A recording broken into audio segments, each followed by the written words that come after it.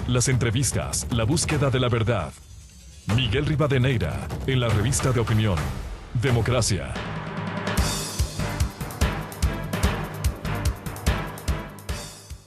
Siete de la mañana con 35 minutos en el territorio continental ecuatoriano. Vamos a dar espacio a un debate sobre la importancia del diálogo en la política ecuatoriana, el encuentro de soluciones. Pero antes, a propósito de este feriado, quiero ilustrar a nuestros oyentes de la revista de Opinión Democracia las vías que están habilitadas para este feriado. Dato del Servicio Integrado de Seguridad ECU 911. Habilitadas las vías Quito-Machachi, Aloac, Santo Domingo, Quito-Guayabamba, Guayabamba-Cusubamba-Cayambe, Guayabamba-Tabacundo, Cajas, Quito-Calacalí, Calacalí-Nanegalito, Nanegalito-San Miguel de los Bancos, San Miguel de los Bancos, Puerto Quito, San Miguel de los Bancos, Las Mercedes, Quito-Pifo, Papayacta, Baeza, Baeza El Chaco, Tena Orellana, Loreto, Tena, Coca Loreto, Coca Sacha, Tena Puyo, Coca Dayuma, Archidona, Tena, El Chaco, Lago Agrio. Este es un servicio del ECU 911. Y al final de este debate les daremos a conocer, en donde tenemos una gran sintonía, para que estén pendientes, las vías habilitadas en el centro del país y alrededor del Chimborazo y la ciudad de Riobamba. Bien, queremos dar la bienvenida a la directora ejecutiva de Participación Ciudadana, Rudy Hidalgo, el catedrático y académico César Ulloa y el columnista, articulista Lolo Echeverría, partiendo de un hecho, dos hechos concretos que demuestran que el diálogo es el mecanismo para encontrar soluciones en el país. El uno, pudimos asistir al final de los consensos CUSIN, y que hay que decirlo de paso, en lugar de contribuir, de aportar, de participar, de ir, hemos escuchado algunas voces que ya cuestionan, siempre encuentran algún pero de algo que es fundamental. Y aquí no es que se ha encontrado la solución, son aportes luego de un análisis mesurado, responsable sobre el tema del manejo fiscal. Y el otro ejemplo que quiero dar, lo que hace la Fundación Esquel, en donde hemos podido ver de cerca esos encuentros y la búsqueda de diálogos nacionales alrededor de un pacto social, la seguridad social. En las últimas horas precisamente se instaló la mesa de interculturalidad. Por ello, es bueno hablar de esto, de lo que nos une más de lo que nos desune. Quisiera empezar con la doctora Rudy Hidalgo. Si usted nos sintetiza lo que fueran los consensos de CUSIN, y luego, para pasar, la importancia del diálogo en la política y no la politiquería, como vemos de algunos sectores que cuestionan desde la Asamblea Nacional, y ni siquiera los invitados asisten a lo que se les convoca para debatir, para analizar, para discrepar sobre temas de país. Ruth, muy buen día. Buen día, Miguel. Qué gusto y muchas gracias por por la invitación. Un saludo cariñoso, César y Lolo, como siempre. Bueno, pues me gustaría empezar diciendo, Miguel, que yo creo que el Ecuador es evidente que está viviendo un proceso de polarización importante. Creo que la polarización que se nos fue implantada hace más de una década atrás, en donde se nos dividió entre buenos y malos, entre organizaciones de sociedad civil buenas y las organizaciones de sociedad civil malas, entre periodistas buenos, entre periodistas malos, nos ha quedado todavía en el imaginario de muchos ciudadanos, y nos cuesta mucho aceptar que el diálogo es el mejor camino para resolver no solamente los conflictos, sino muchos aspectos que son importantes en la democracia. Y claro, hay muchos temas, hay muchas preocupaciones, hay muchas necesidades de este Ecuador post-pandémico o en pandemia todavía, que trata de levantarse de alguna forma y trata de recuperar trabajos, trata de recuperar oportunidades, Y también estamos en una situación, también el Ecuador, en donde todavía no logramos superar muchos de nosotros las pérdidas de amigos, familiares, etcétera. En ese contexto, Miguel, y tomando en cuenta además un tema importante que es cómo hacemos para que las políticas fiscales, cómo hacemos para que las políticas presupuestarias del Ecuador se ordenen de tal manera que sean pensadas siempre poniendo por delante las necesidades de los más vulnerables. Ha habido esta iniciativa de discutir, de discutir alrededor de cómo hacemos para ordenar la política fiscal, cómo hacemos para tener una disciplina en el uso de recursos públicos, en la generación de políticas fiscales, económicas, sobre el entendido además de que el ordenamiento y una política fiscal fuerte, una política fiscal ordenada, pero sobre todo una política fiscal que pone por delante las necesidades de los menos favorecidos, va a ser una política fiscal que pueda dar pie a la solución de otros problemas. Estamos conscientes, Miguel, que muchos de los proyectos, que no solamente los políticos, no solamente el Ejecutivo, sino iniciativas inclusive de sociedad civil que pasan, por ejemplo, por mejorar el presupuesto de ciertos sectores sensibles y estratégicos, no van a poder ser posibles si es que no se tiene una estructura de base de un ordenamiento fiscal apropiado. Entonces, ese ha sido, digamos, el centro de la preocupación primigenia más importante que ha surgido y que nos ha motivado a unirse un grupo de gente alrededor de esta situación y analizando sobre todo este aspecto fundamental. Y obviamente sí, es evidente que este no es el único tema y no se ha pretendido tampoco de decir ni que este es el último tema, ni que la declaración de Cousiño sea una sentencia, ni tampoco de que esa es la directriz que vamos a exigir o que se va a imponer de ninguna manera. Lo que se ha hecho es tener y contar con el contingente de grandes especialistas y especialistas inclusive equilibrado desde el punto de vista de su forma de pensar. Hemos tenido un exministro de Hacienda, Michelle Bachelet, con una visión socialista de cómo se debe llevar adelante el presupuesto del Estado y la política fiscal, que nos ha permitido discutir entre todos y con él realmente cuál es la mejor manera de hacer una política fiscal digna, que provea condiciones dignas para los más necesitados. Se trata de Andrés Velasco, ex ministro de Hacienda de Chile, que aportó. Así es. Entonces, hemos tenido la oportunidad, como le digo, de intercambiar algunos criterios. Yo creo, Miguel, y me atrevo a decir que el ejercicio ha sido bueno. Ha sido un buen ejercicio de intercambio, ha sido un buen ejercicio de tolerancia, porque también nos hemos sentado algunas personas que tenemos total diferencia y divergencia de pensamiento con otros que han estado invitados allí. Yo creo que el ejercicio democrático ha sido tremendamente valioso.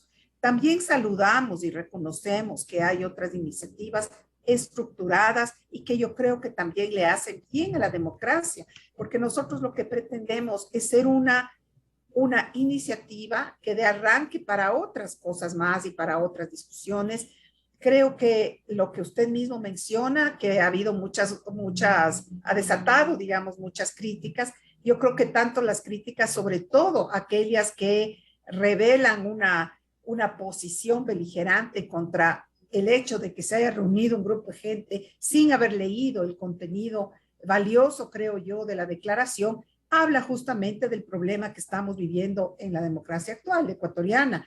Es decir, la polarización está presente. No es un mito, es una realidad, pero yo creo que justamente por eso hay que perseverar en que el diálogo es el único camino. No deberíamos nosotros desalentarnos y no nos vamos a desalentar, sino yo creo que viendo positivamente, Miguel, esta situación ha arrancado el debate y yo creo que es bueno que empecemos a debatir sobre, bueno, ¿qué mismo es el diálogo? ¿Hace bien? ¿No hace mal? ¿A dónde nos lleva? ¿Es un camino o no? Qué bueno, porque hasta hace poco tiempo atrás, hace unos años atrás, el diálogo era mala palabra, el diálogo no se debatía, ni siquiera se pensaba que era necesario. Ahora pues tenemos iniciativas que están llevando adelante y que me parecen muy bien, y también esta iniciativa que ha tenido la capacidad de centrarse en un tema puntual, que es el tema fiscal. Entonces, yo creo que es importante verlo así, yo prefiero verlo así. Hay que verlo también desde el punto de vista, digamos, de que es una nueva oportunidad, es un inicio. No han estado todos, obviamente, hubiera sido interesantísimo que estén 500, 600, 1000 personas. Hemos tenido una convocatoria importante, no todos han llegado a la convocatoria, eso se respeta también, pero finalmente han llegado los que han aceptado estar en ese espacio y también es muy valioso. Posiblemente más adelante en otros espacios más chicos, ojalá en coordinación con las otras iniciativas podamos llevar adelante y enriquecer este diálogo y obviamente llevar inclusive a territorio y poder discutir más adelante temas que quedaron definitivamente por fuera. Por ejemplo, el tema de los estragos de cambio climático, cómo las políticas públicas en este momento deben también tomar en cuenta el cambio climático en su diseño, ¿no es cierto? Por lo grave que esto significa.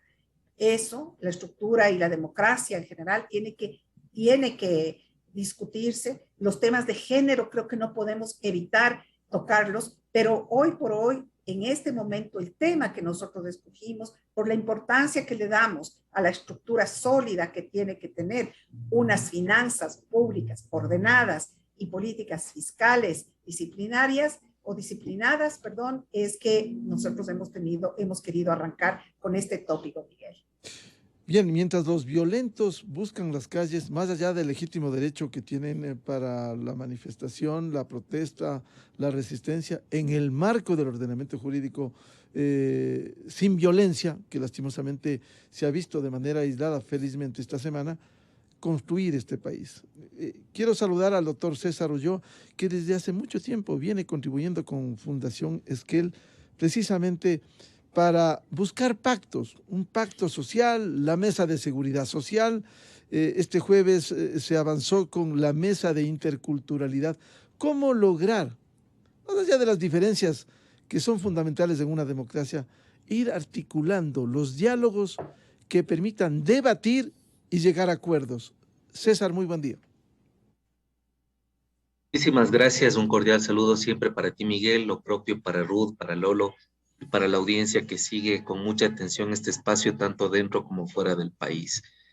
Bueno, en primera instancia yo quiero felicitar la iniciativa de CUSIN porque inevitablemente el Ecuador atraviesa una situación en donde el diálogo no solo es un instrumento, sino que además el diálogo es, a mi modo de ver, la única posibilidad de lograr resolver por lo menos mínimamente una situación de una complejidad con múltiples dimensiones. Entonces, en ese sentido, de manera institucional, siempre nuestra postura será aplaudir todas las iniciativas que hagan posible que los ecuatorianos, pese a sus diferencias, a la diversidad, a las distancias, puedan provocar un diálogo. Lo segundo que yo sí quisiera establecer es que en el Ecuador no es la primera vez que se emprende con iniciativas de diálogo. De hecho, el mismo CUSIN tiene ya una trayectoria en momentos concretos en donde un grupo de personas ha decidido optar por determinada posición respecto de asuntos sociales, económicos, políticos. Yo creo que más bien habría que pensar qué hace diferente en el momento de ahora los diálogos que se están proponiendo desde las diversas iniciativas. Y digo esto porque este diálogo de CUSIN no es el diálogo de la Constituyente del 98 y los diálogos nacionales, un pacto social por el Ecuador, no está tampoco en otros momentos de la historia. Estamos en un momento único en donde por necesidad, de manera impostergable, urgente y además inteligente, porque debe ser no solo un tema de voluntad, sino también de inteligencia, las diversas iniciativas deben articularse. Y articularse alrededor de qué cosas, y voy a ir más bien a la propuesta, porque no quisiera detenerme ya en el diagnóstico y en el sobrediagnóstico de la situación del Ecuador. Primero, yo creo que hay que avanzar entre las iniciativas que proponen un diálogo en las cosas que muchas de ellas están ya bastante bien avanzadas y convocar a unos actores que puedan hacer aportes para mejorar esas propuestas. Es decir, estoy planteando algo concreto. En el caso del Pacto Social por el Ecuador, nosotros venimos ya trabajando una propuesta económica, tenemos una propuesta de descentralización del Estado, hay una propuesta muy contundente en cuanto a educación y la venimos trabajando ahora, actualizando, diría yo, alrededor de lo que significa la discusión a las reformas de la Ley Orgánica de Educación Superior y todo el descalabro que vimos en la educación, en el tema de pandemia, en el tema de salud. Entonces, yo creo que la propuesta es clara, es decir, avancemos en aquello que ya está de alguna manera maduro, démosle los elementos necesarios. Lo segundo, hacer un ejercicio de intersección bastante claro, es decir, en qué nos encontramos. No importa que no nos encontremos en todo, pero sí hay que avanzar en aquello que podemos articular esfuerzos. La tercera, y es la tercera propuesta que lanzo a todas las iniciativas de diálogo, de manera muy concreta, ¿en qué nos comprometemos cada iniciativa de diálogo? Es decir, ¿en qué se compromete CUSIN? ¿En qué se compromete los diálogos nacionales, un pacto social por el Ecuador? ¿En qué se compromete consenso, que también viene de las cámaras? ¿En qué se comprometen todas las iniciativas? Cuarto, que me parece muy importante, ¿cuál es la estrategia de incidencia y cuáles son los propósitos, en qué tiempos y con quiénes debemos nosotros sacar adelante esa estrategia? Porque claro, el riesgo de reunirnos solo sociedad civil es que hablemos solo entre la sociedad civil. Y por eso nosotros estamos convencidos que en esta etapa de diálogo, que no son los diálogos de hace 10, de hace 20 años o de hace 30, en estos diálogos la incidencia debe ser contundente. ¿En qué sentido? Hay que sentarnos a la mesa con quienes son los tomadores de decisión, porque finalmente el diseño de política pública está condicionada a votos. ¿Y cuáles son los votos? Los votos en la asamblea. ¿Cuáles son las decisiones contundentes en todas aquellas posibilidades en términos de competencias, roles, funciones que cumple el Ejecutivo? ¿Dónde están las decisiones? En los gobiernos autónomos descentralizados. Es decir, la sociedad civil tiene que comenzar a interactuar con el poder en el sentido no solo de presentarle propuestas, de exigir y de hacer un seguimiento de aquello que la ciudadanía está expresando. Otra propuesta que me parece muy interesante. Más allá de lo que ya he mencionado, me parece que las iniciativas debemos hacer una fuerte presión social al sector político. Porque en los 150 días, en donde no solo hubo un cambio de gobierno, sino también un cambio de asamblea, los resultados que nosotros preliminarmente tenemos en cuanto a aprobación y aceptación, sobre todo en el ámbito legislativo, son desastrosos. Entonces, un mensaje que creo que debe ser unánime es decirle al Ecuador que el país necesita una clase política diferente, una clase política que tenga unas credenciales éticas incuestionables, una clase política que sea responsable en el sentido de colocar en cargos de elección o de designación a personas con un mínimo de experiencia, de experticia. Necesitamos políticos con una voluntad probada. Entonces, también alrededor de las propuestas, una de las propuestas esenciales es el cambio de la clase política, porque no puede ser posible que la sociedad civil se junte con los mejores criterios, con la mejor predisposición, poniendo de la mano una serie de recursos y la clase política sigue haciendo cualquier cosa. Y luego lo otro que me parece muy importante es que los medios masivos de comunicación, como responsablemente tú lo estás haciendo, Miguel, deben también sumarse en esta gran cruzada de concienciación y de sensibilidad, en el sentido de que de manera reiterada se le debe decir a la gente que el diálogo es el camino y hay que seguir creando condiciones para el diálogo. Finalmente, yo quiero decirles que los diálogos no solo deben ser coyunturales o porque el Ecuador está en una situación demasiado compleja, sino que en el Ecuador, y esta es una propuesta que hago además públicamente a las otras plataformas, es que el diálogo debe institucionalizarse, es decir, el diálogo debe pasar por una estructura, debe tener un orgánico, el diálogo debe tener una metodología, el diálogo debe disponer de unos recursos, el diálogo debe tener unas metas, el diálogo debe tener unos responsables y unos interlocutores. Es decir, si bien las plataformas podemos hablar en coro diciendo que el diálogo es necesario, pero debe haber una ruta del diálogo.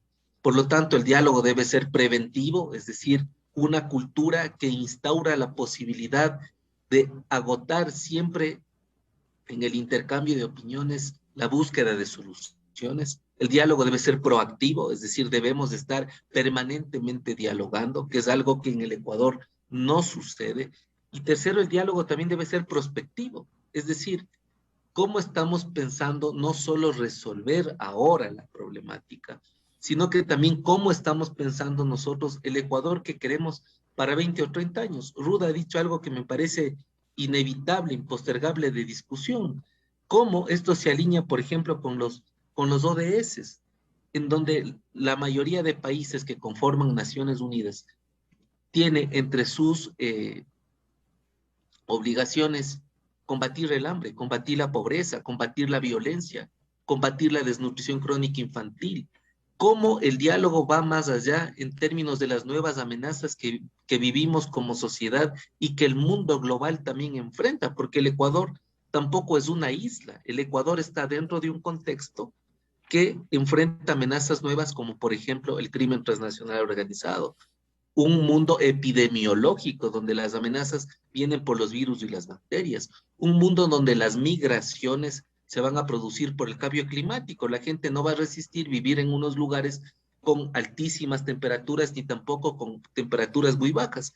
Entonces, Miguel, insistiendo en lo que dije al inicio, felicito cualquier iniciativa de diálogo.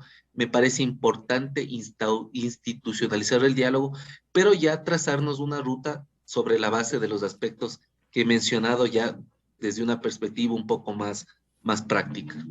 Bienvenido a Lolo Echevarría, un reconocido comunicador, articulista. Antes de darle la palabra, quisiera citar sobre la base de lo que dice César Ulloa, aterrizar en estos diálogos, volverlo, institucionalizarlo.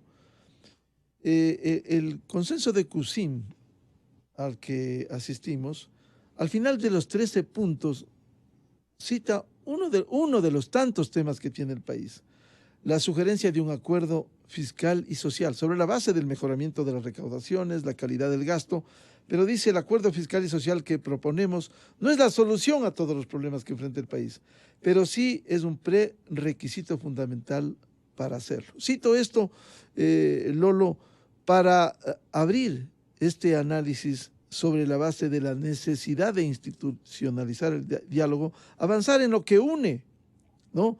O simplemente, cuando decía César Ulloa, necesitamos una clase política diferente. El Ecuador, y citemos específicamente lo que sucede en la Asamblea, si no hay esa clase política diferente, se refleja una Asamblea que se parece al país o que se merece el país. Buen día, Lolo. Buen día, Miguel. Un saludo a Ruth y a César. Me parece a mí que todo diálogo es constructivo siempre y cuando se desarrolle en un marco democrático. Las reflexiones, por ejemplo, sobre el equilibrio fiscal fantásticas, iban en la dirección que había propuesto el gobierno, en la dirección que aprobó la mayoría de los ecuatorianos. Pero justamente en medio de esas reflexiones, el gobierno cambió un poco la dirección y cambió presionado por otros sectores que no proponen y no plantean un tema de reflexión, sino un tema de presión. Y la presión ya no tiene que ver entonces con el marco democrático, porque no se acepta lo fundamental de la democracia, que es cómo decide el pueblo ecuatoriano la dirección que debe marchar, en la que debe marchar el país. Se decide por mayoría. Si no se aceptan los resultados electorales, entonces es muy difícil, si no imposible, el diálogo. Si es que la mayoría de los ecuatorianos eligió al presidente Lasso y con él un modelo económico, una dirección, unos objetivos concretos. No se puede entonces con medidas de hecho y peor con violencia, con presiones, plantear un modelo diferente. Porque entonces están planteando como si hubiesen ganado las elecciones, tratando de imponer otra dirección. Eso me parece a mí que es indispensable que cualquier planteamiento de diálogo, de conversación, de reflexión, se haga en el marco democrático. Y el gobierno, en cierto modo, no en cierto modo, definitivamente tiene la obligación de mantener la dirección que ha propuesto en campaña y que fue decisión de la mayoría. Entonces, me parece a mí que si los gobiernos llegan al poder y empiezan a hacer concesiones, variaciones, hacer cambios por presiones y por temores, se desfigura el planteamiento que había presentado en la campaña y también se hace difícil construir un país que vaya en la dirección que establece, que desea la mayoría. Entonces me parece a mí que hay sectores que no aceptan lo fundamental de la democracia y opacan, reducen el valor de los sectores que plantean de un modo reflexivo, fundamentado en el análisis de la realidad, iluminado, sí, por teorías, por ideologías, pero básicamente sobre la base de la realidad y sobre la base de la decisión democrática del pueblo ecuatoriano, Miguel. En ese sentido, ¿es posible establecer como un mecanismo de pedagogía, Lolo, el diálogo y que no se levanten de la mesa con posiciones irreductibles, irrenunciables? Y hemos visto, o se congelan los precios de combustibles o nada. Es decir, ¿cómo superar esos temas que de alguna manera le vuelven político más que real a una acción? Bueno, cuando se plantea ese marco democrático que yo digo, se debe aceptar también otra cosa que es fundamental y primaria en todo diálogo, y es que cada una de las partes que desea participar en el diálogo puede tener sus aspiraciones, sus deseos, pero tiene que aceptar de partida que lo que se busca es un objetivo común, una base común en la que pueda haber el encuentro entre todos los participantes. Y eso exige también un cierto nivel de confianza en las partes. Si es que no hay la confianza suficiente respecto de la buena voluntad con que todos participan en el diálogo y no hay la búsqueda de un objetivo común y de los territorios que son aceptables para todos, el diálogo no puede ser jamás fructífero. Entonces, se convierte en un deseo de imponer lo que de partida se considera como la aspiración máxima de cada una de las partes y no se adelanta absolutamente nada. Esas son las condiciones del diálogo, Miguel. Doctora Rudy Hidalgo, con las experiencias, las contribuciones que hemos visto que se han hecho, ¿cómo lograr avanzar? Porque allí están las recomendaciones, las sugerencias. Ahora falta que quienes deciden en el país, en este caso las leyes, la aprobación de leyes, la Asamblea Nacional. ¿Cómo conectar eso para que estos sectores también se conecten con los problemas del país? Sí, y yo creo que sociedades polarizadas hacen definitivamente mucho más difícil un diálogo efectivo. Y yo creo que hay que partir también entendiendo eso. Yo creo que si partimos de la comprensión que el diálogo en espacios polarizados es complicado, yo creo que es importante ir avanzando de a poco. Y para eso, desde mi punto de vista, Miguel, es bueno que hayan varias iniciativas. Es bueno y es sano que desde varios sectores surjan iniciativas distintas o de alguna manera con intereses o con temas, digamos, diferentes. Es importante que tanto desde sociedad civil como, por ejemplo, del espacio de privado, como tiene, por ejemplo, la Cámara de Comercio de Quito su propia iniciativa y esta iniciativa de CUSIN, sigan trabajando. Pero yo quisiera también comentar algo que ya dijo César, que yo creo que es clave y que es en determinado momento deberíamos ir pensando que estas iniciativas, al menos estas tres que acabo de mencionar, obviamente sabemos que hay otras más en territorio y en los gobiernos locales, logren converger. ¿Cómo hacemos para que todas las iniciativas, al menos las más visibilizadas, converjan en determinado momento y puedan hacer una fuerza unitaria, una fuerza unificada que logre tener la capacidad de incidir como debería incidir? Y en ese punto de vista y en ese aspecto, Miguel, no podemos dejar de lado el rol que juegan otros actores. Y yo creo que en el tema de darle vida al diálogo, ¿no es cierto? Porque el diálogo se lo realiza, se instalan mesas, se instalan grupos o momentos, digamos, como lo que sucedió en CUSIN, que son sumamente valiosos.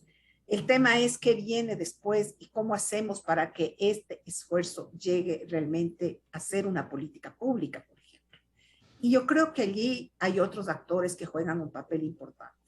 En primer lugar, yo creo que la actoría política, desde el Ejecutivo y desde el gobierno, quienes están sustentando el gobierno, tienen un rol fundamental y un rol primordial. Sabemos que ellos están afrontando en este momento una situación compleja desde el punto de vista político a la luz de los actos y de los hechos que son de dominio público. Pero creo que en determinado momento sería muy sano un ejercicio de podernos sentar también con el Ejecutivo, a contarles a él y transmitirle al Ejecutivo los resultados que tenemos de estos espacios de diálogo, para en conjunto también poder analizar qué posibilidades de todo aquello que estamos planteando es posible llevar adelante y en mediano, largo o quizá pronto, ¿verdad? Es decir, eso creo que es importante. En segundo lugar, ya se ha dicho aquí, yo creo que hay un rol importante también de la actoría política en referencia a los partidos y movimientos políticos. Y yo creo que en ese sentido nos toca a nosotros, al menos los que estamos aquí en este panel, hacer un llamado de atención a qué pasa con el rol que están jugando los partidos y movimientos. Es decir, de qué lado de la cancha están jugando con respecto a la democracia.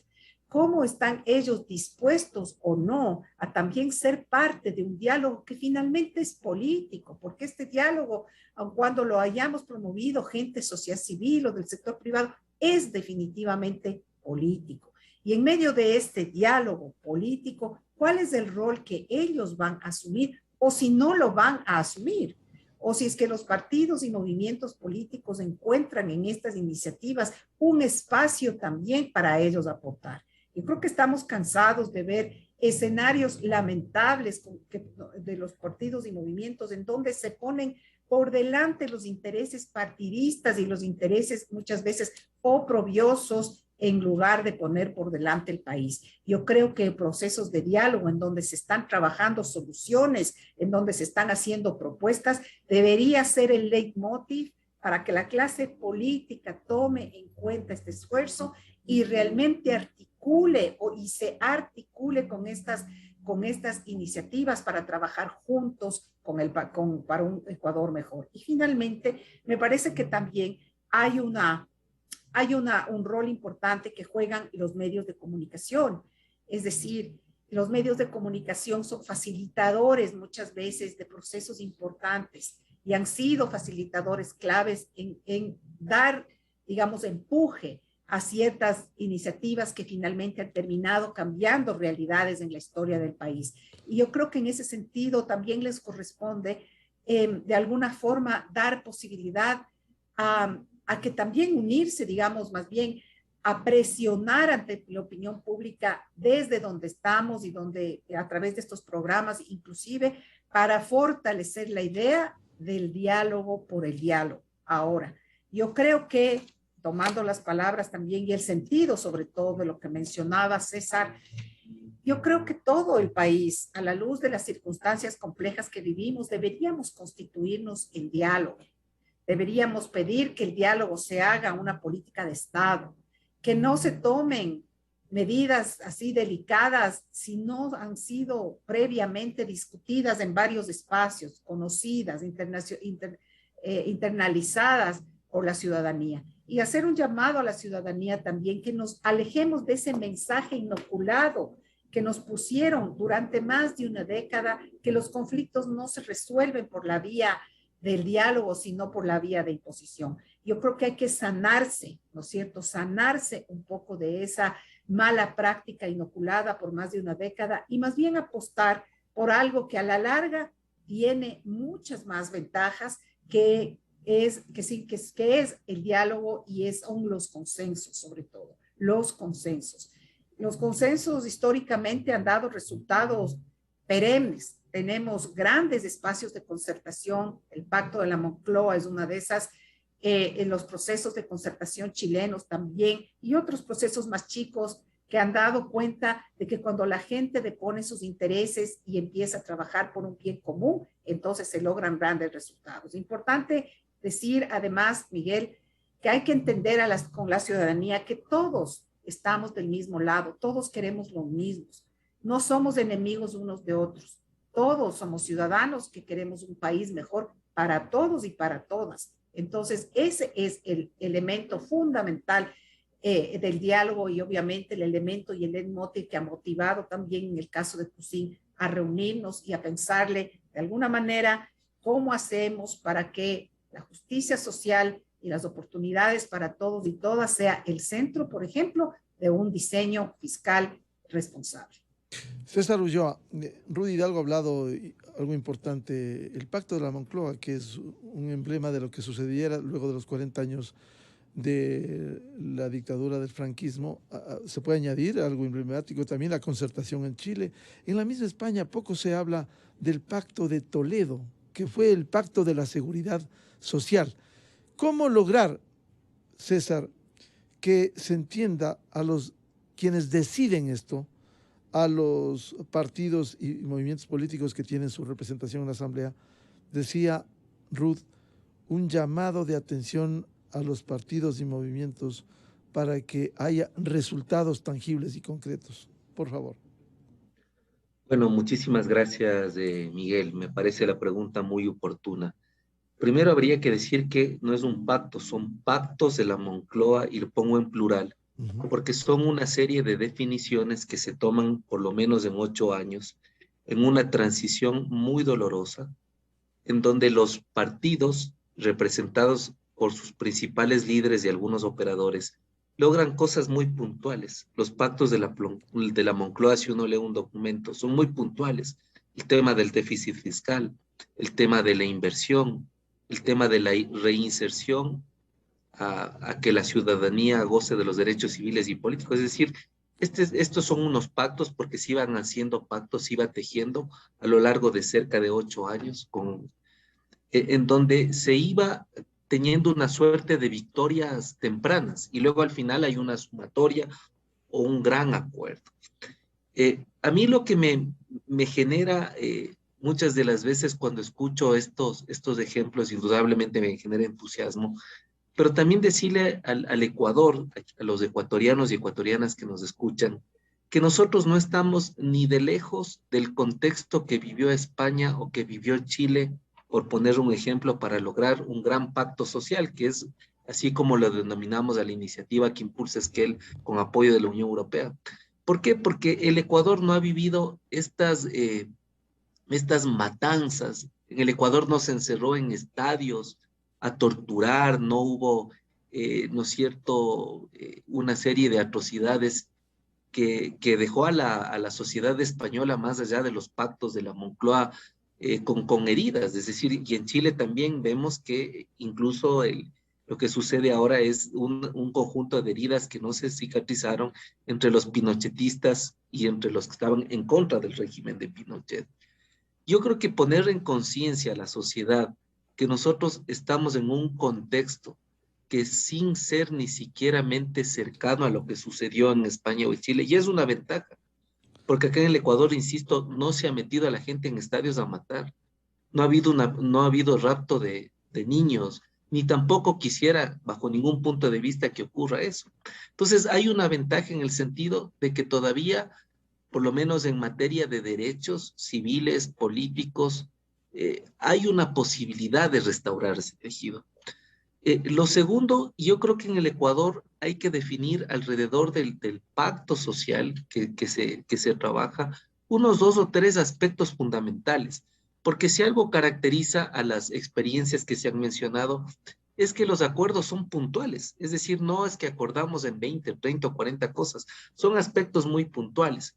Y para no referirme tanto a España o referirme, por ejemplo, a Chile, quisiera poner una experiencia de Costa Rica y también de Uruguay. Me parece que de alguna manera pueden ser también analizadas al calor de los diálogos. Por ejemplo, algo que sostiene la calidad de la democracia en Costa Rica es la seguridad social, que allá se llama caja de seguro. Y dentro de las instituciones de mayor credibilidad está la seguridad social, está el sistema de salud pública y está la educación. Ese es un acuerdo nacional. Ese es un acuerdo nacional en donde indistintamente el signo ideológico del gobierno que administra temporalmente el Estado, eso no puede tocarse ni la seguridad social, ni el sistema de salud, ni la educación.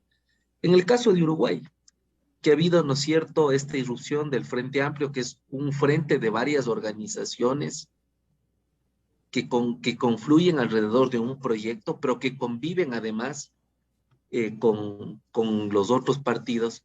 Ahí hay cosas puntuales que no se tocan. Por ejemplo, la progresividad en términos sociales y económicos para mejorar la calidad de la educación. No importa que lleguen blancos, colorados o frente amplistas, el tema de la educación de calidad es un acuerdo nacional. La pregunta es en el Ecuador, ¿cuáles deben ser esos 2 o 3 acuerdos que formen un pacto social que no sé cuánto demoraría en establecerlo, pero que sin embargo debe ser muy específico? Y acá en el Ecuador voy a poner un ejemplo. Tenemos una seguridad social que está a la vuelta de la esquina con bomba activada de tiempo y cronómetro ya corriendo. La seguridad social debería ser un acuerdo nacional. Debería ser un acuerdo nacional para el Ecuador, una educación tanto general, inicial, bachillerato, técnica y de educación superior de altísima calidad, una educación que vaya de la mano entre la oferta académica y el mercado laboral, una educación inclusiva, una educación a tono de los retos y exigencias de un mundo global. ¿Cuál debería ser un pacto social? Un sistema de salud digno, íntegro, integral. Vimos, lamentablemente, por las consecuencias de la pandemia, que en el Ecuador todo lo que se refiere a una democracia con sentido social, es decir, términos de acceso, de cobertura, de calidad, tanto a educación, a salud, a seguridad, está en soletas. Entonces yo creo que alrededor de las experiencias muy valiosas en contextos distintos, aquí hay una ventaja. No hemos pasado estas matanzas que además son muy dolorosas y que no se cicatrizan todavía. La segunda, creo que es las plataformas que estamos impulsando, ¿no es cierto? Los diálogos como un instrumento, pero además con un propósito claro de tener acuerdos. Deberíamos fijar esos 2, 3, 4, no sé si son 5 aspectos fundamentales y mirar cómo de manera gradual, en un proceso sostenido, con mucha discusión, con ética técnica, pero también con decisión política se logra. Y la tercera, cada vez buscar más aliados. Y cuando digo aliados, quiere decir ampliar la cancha a aquellos sectores que muchas de las veces quieren intervenir, pero por cualquier razón eso no se produce. Creo que además me parece muy importante decirlo, que ningún pacto, ni los pactos de la Moncloa que se producen en un largo tiempo, ni lo que fue el proceso de concertación, ni lo que acabo de mencionar en Costa Rica y en Uruguay, se produce sin la presencia de los líderes políticos. Entonces, para que sea posible un pacto social del que hemos venido hablando nosotros, tiene que haber una conciencia superior en quienes lideran las organizaciones políticas. Y digo superior porque ya no se trata, ¿no es cierto?, de la disputa electoral, se trata de la construcción de un Estado en donde puede ser administrado por cualquiera de estos partidos, pero que sin embargo en 3 o 4 cosas nadie las puede tocar. Y también indudablemente tiene que involucrarse el gobierno. Y cuando digo al gobierno, me refiero a que el presidente Lasso tiene que abrir la cancha. A mí me da la impresión que juega con una cancha muy pequeña. Y eso significa que el presidente tiene que abrir la cancha, tiene que comenzar a mirar, no a 90 grados, 180, sino 360. Y no olvidarse además que la composición del voto que les llevó a su victoria electoral no es una composición de voto de tendencia de derecha. Eso también hay que tenerlo claro. Es decir, el Ecuador tiene una composición de voto que nos está diciendo entre la extrema izquierda, el centro izquierda, la izquierda, que el Ecuador demanda una política social fuerte. Y eso significa que con el legítimo derecho que tiene de trazar un plan de gobierno porque ganó las elecciones, si es un demócrata, tiene que gobernar también en sintonía con lo que esa gran mayoría de votos le dicen que el Ecuador necesita una política social sostenida, clara, contundente. No digo una política social asistencial ni clientelar tampoco, pero sí quiero decir una política que vaya en sintonía de lo que la gente está exigiendo. La gente que exige empleo, 7 de cada 10 desempleados, la gente que exige una educación, ¿no es cierto? Pero no una educación de ciudadanos de primera, de segunda y de tercera, porque cuando ya hablamos de escuelas rurales, de escuelas urbanas, de escuelas públicas, privadas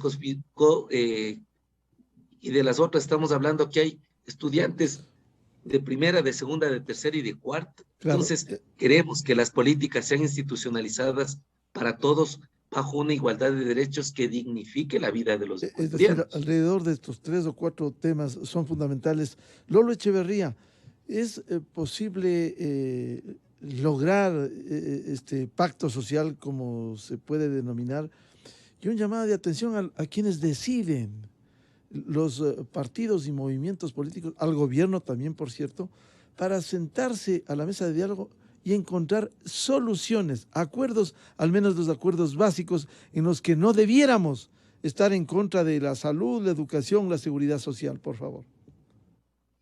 Sí, yo creo que es perfectamente posible, pero yo quisiera darle un enfoque diferente. Cuando se hacen estos grandes acuerdos, lo que se hace es establecer condiciones de gobernabilidad.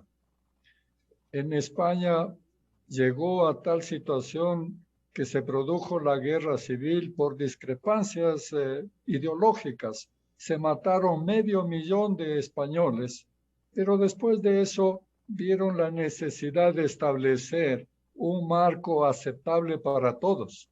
Y se estableció una constitución aceptable para todos, comunistas, de derecha, empresarios, trabajadores, todos aceptaron.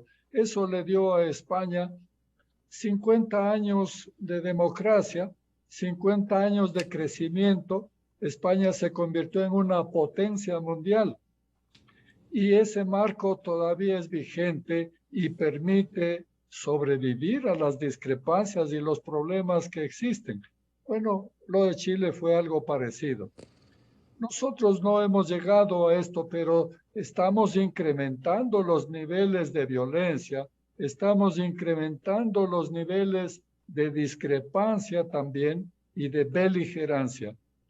Y tenemos nosotros que en algún momento ponernos a trabajar en buscar consensos, es decir, cosas que sean aceptables para todos y cumplir eso y todos hacer cumplir esas normas de convivencia fundamental, porque nadie va a conseguir vivir del modo que le conviene a expensas de los demás, porque eso no se sustenta. Entonces, si nosotros tuviéramos la decisión de hacer concesiones, tenemos la posibilidad de llegar a algún resultado. Si no hay ese punto de partida de buena fe de hacer concesiones a los adversarios, entonces no hay posibilidades de no acuerdo. No se hacen diálogos ni acuerdos con los amigos, se hace con los enemigos. Y para eso hay que hacer concesiones importantes y aceptar al adversario como algo que vale la pena, que tiene fundamento, que tiene derechos, etcétera. Entonces, reconocer al adversario en todo su valor es la primera condición para el diálogo. Si nosotros mantenemos pequeños rencores, pequeños temores, nunca adelantamos. Parece que elegimos distintos gobiernos, pero desgraciadamente a mí me da la impresión de que todos los gobiernos terminan siendo más o menos iguales, porque hacemos simplemente pequeñas concesiones, no hacemos un acuerdo de fuste, sino que mantenemos pequeños rencores, pequeños temores, y sobre esa base vamos haciendo concesiones. Es como ir quitando las aristas. A la final todo termina redondo, es decir, todos terminan iguales. A mí me parece que si nosotros aceptamos, como decía al comienzo, que el éxito de la democracia está no solo en ganar unas elecciones, sino en aceptar al ganador, y que el ganador deja de ser parte de su plataforma, sino que se convierte en presidente de todos. Si aceptamos esas condiciones mínimas de la democracia, entonces es posible. Ahora, eso depende mucho también de los partidos. Cuando los partidos son fuertes, sólidos, con conocimiento de la realidad, entonces tienen la posibilidad de vivir ese tipo de democracia. Cuando tienen objetivos de largo plazo, no pequeños intereses inmediatos. Si los partidos políticos son los que nos proponen los planes de gobierno, si son los que nos proponen los candidatos, entonces ellos son los responsables de lo que ocurre. Y si no mejora esas condiciones, tanto en los planes de gobierno como en los candidatos que nos proponen, no podemos adelantar, porque como ya se dijo, es verdad, estos acuerdos enormes son posibles cuando hay líderes enormes. Si los líderes son apocados, entonces simplemente son condiciones pequeñas de sobrevivencia, pero que no permiten que el país se proponga objetivos comunes de largo plazo. Bien, quiero agradecer porque han abonado en un terreno que debiera ser fructífero, que a través del diálogo civilizado, democrático, se pueda llegar a acuerdos. Agradezco el aporte de Ruth Hidalgo, directora de Participación Ciudadana, César Ulloa, catedrático y analista, y Lolo Echeverría, articulista. Muchas gracias por ese aporte siempre valioso en la línea de lograr acuerdos. Muy amables, muy buen día. Gracias, Miguel. Muchas gracias. 8:28 minutos en el territorio continental ecuatoriano, en la revista de Opinión Democracia. Vamos a ir a una pausa publicitaria. Antes, lo que les ofrecimos en este largo feriado, según el Servicio Integrado de Seguridad, ECU 911, en el centro del país están habilitadas las siguientes vías, de manera especial en Riobamba y Chimborazo, en donde tenemos esa gran sintonía. Las vías habilitadas: Riobamba, Payatanga, Guayaquil, Riobamba, Guaranda, Riobamba, Ambato, Riobamba, Penipe, Baños, Riobamba, Lausí, Chunchi, Cuenca. Está parcialmente habilitada la vía Riobamba, Macas. Está habilitada en el 50%. Hay un deslizamiento de tierra en el sector Río Salado, kilómetro 83, jurisdicción de Morona, Santiago. La pausa y volvemos para analizar el tema de los pasajes y la posible revisión en esta capital con el concejal de Quito, Bernardo Abad, y el experto, el ingeniero César Arias. Miguel Rivadeneira en la revista de Opinión Democracia. Bienvenidos al microinformativo de la hora. Los